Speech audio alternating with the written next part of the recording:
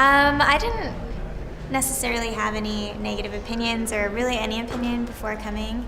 I just came here to learn, and I did learn a lot and really appreciate everything people had to learn.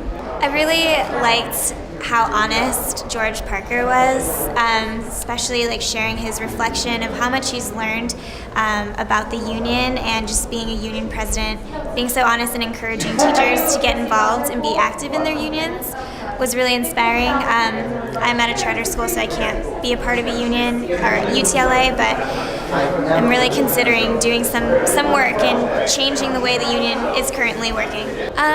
There was a lot.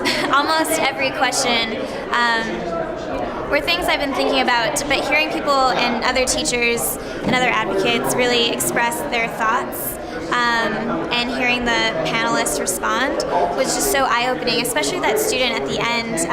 Though I didn't agree with everything she said, it was so inspiring to have a student up there speaking so passionately and eloquently about what they believe in. My dream is that one of my students could do that one day.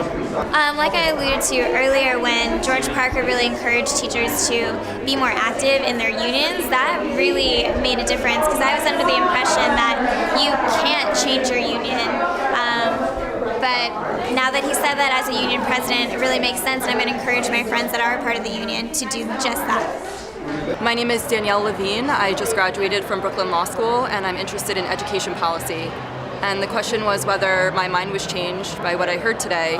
And I'd have to say it really wasn't, and I think a lot of that was because there wasn't enough really factual information on the opposition side to the panelists. And so there was one teacher who was very pro-union and very oppositional to the panelists, and I didn't feel that the real issues got fleshed out at all, and it didn't really increase my knowledge. There was just a lot of yelling at certain points and not really an informed, thoughtful position on the opposite side.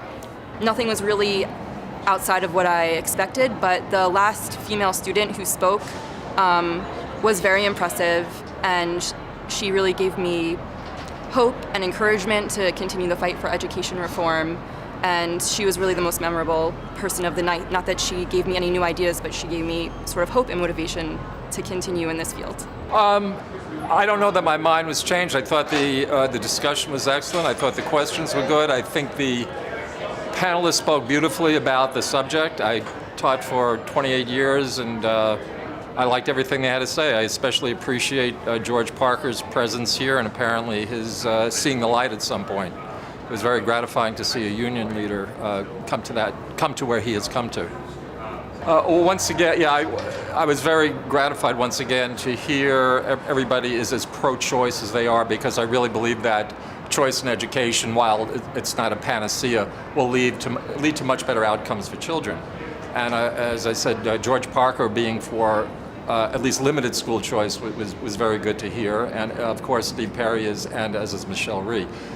Because with school choice, you get competition, and when people compete, the outcomes get better. It's the cornerstone of capitalism, and I know the anti-reformers don't agree with this, but I really think that a competitive school system is a better school system for all concerned. I was happy that tonight's town hall meeting really seemed to open up the discussion and really sort of allow for a variety of opinions and answers to the various questions. So I was definitely excited that this kind of conversation is happening, and I was also really excited that the tone in the room seemed to be a very active tone. There seemed to be a lot of people who were from different areas of thought who were really willing to engage in the conversation and really kind of move forward. I think that, and maybe a lot of people have already said this or mentioned this, that George Parker being there from the teachers union, I think it's really important to have that perspective. There was a lot of truth that was spoken from his perspective about the union sort of motivations, and in terms of election and getting reelected, and how they align themselves, and how their opinions and what a union body will back can change depending on what the membership really want. And so really pushing for more reform-minded teachers and those teachers who aren't necessarily as active to get into that conversation and really push union leaders to kind of shift their focus from more teachers to being students, being student-focused, being students first. So that was really, I think, probably one of the things that came out of the conversation that really struck me. I was glad that his presence was there. I think it's a much needed presence, and I think that a lot of people really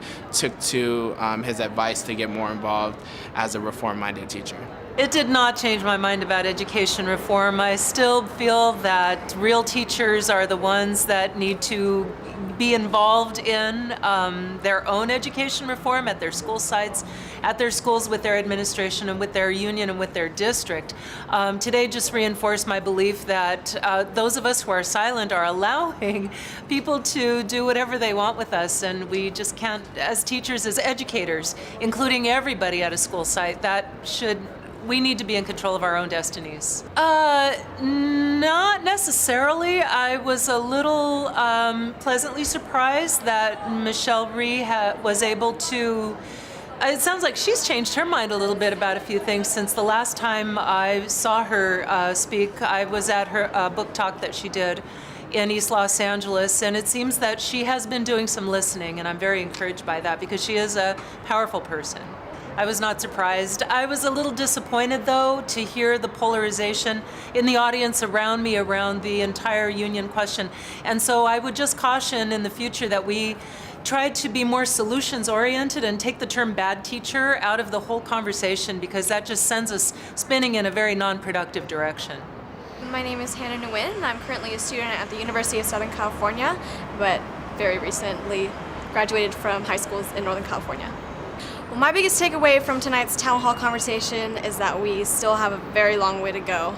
I have my own opinions about the event, but I just hope that we can continue to have these discussions that, allow for conversation, not just one-sided talking and then the other just kind of listening and not being able to speak up. And I hope that future conversations will involve students, who are the largest stakeholders in education today, because this is their everyday reality, and they all ultimately feel the consequences of these decisions that adults in events like these are talking about and making. And I think that if we begin to involve students and their stories and their voice and highlight their lived experiences, that we can take education reform and the fight for educational justice much further than it's going today. I do a lot of educational research, and I look at a lot of data, and I look also at the anecdotes and a lot of what they say, and I've really heard it all before. And I was actually personally very disappointed in the way it kind of took a reformers versus teachers unions kind of approach, when there are a lot more deeper and profound social justice issues at play in schools that were not touched upon. So unfortunately, it didn't change my mind much about anything, but I got to meet Michelle Rhee at the end, and I've written tons about her, so that was kind of exciting.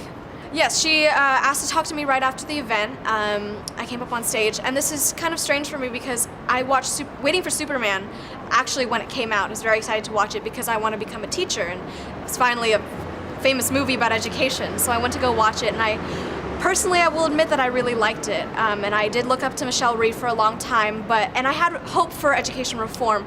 But as time went on and I saw what reform was doing to my own school, my own communities, communities of my peers, communities across the country, I had a change of heart, and right now I really cannot support what reform is doing based on my experiences and the research that I have done.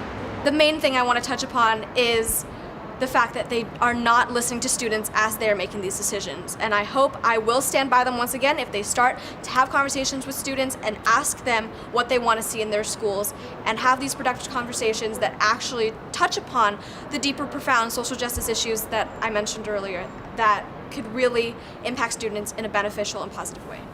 I really believe that these town hall events would be a lot more productive if student voice and student stories were taken into account. And actually, in my conversation with Michelle Rhee, it had to be cut short because she had to go for some interview. But I talked about having a student town hall held maybe in the next few months, and that she would work with me on that. So I'm very excited about that.